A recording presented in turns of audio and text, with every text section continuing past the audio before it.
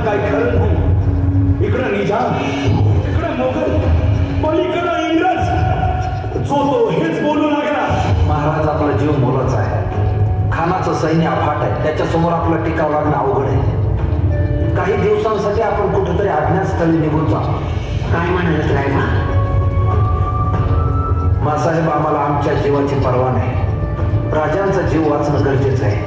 रायमा, शिवा केवळ आमचा पुत्र नाही, तर अवघ्या मराठी जनांचा स्वाभिमान आहे.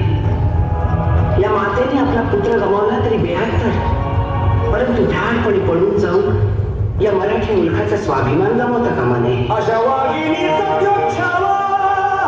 मासाहेब, आपला पुत्र आणि मराठी मुलखाचा स्वाभिमान विजयी टिळा लावूनच परत अशा वाघिणीचा त्योग छावा.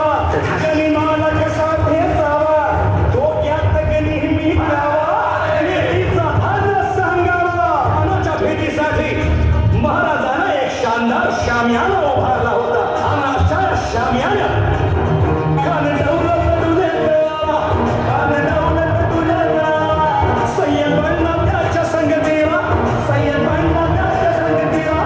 शिवबाच्या सैन्याची महाला.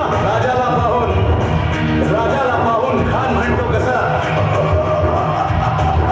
आओ शिवाजी, आओ, हमारे गले लग जाओ.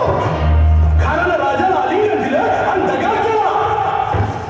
अभिमान मान्या, अभिमान मान्या. कट्टारीचा वार त्यानं केला, कट्टारीचा वार त्यानं केला. खरं वाजे झाला, खरं वाजे झाला. चिलखत होतंय अंगाला, चिलखत होतंय अंगाला. खानाचा वार फुका गेला. खान येडपडला.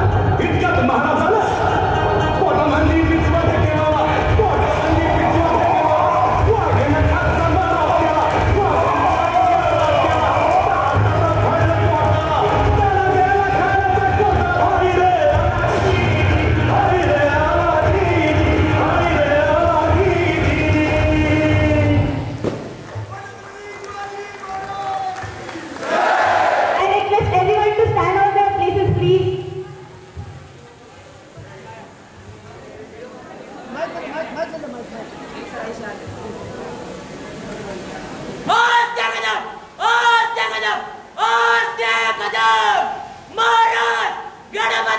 गजाश्वपती, भूपती, प्रजापती, स्वर्ण रत्न श्रीपती, अष्टप्रधान जागृत, अष्टप्रधान दैशिक, न्यायालंकार मंडित, शस्त्रात शास्त्र पारंगत, राजनीती दुरंत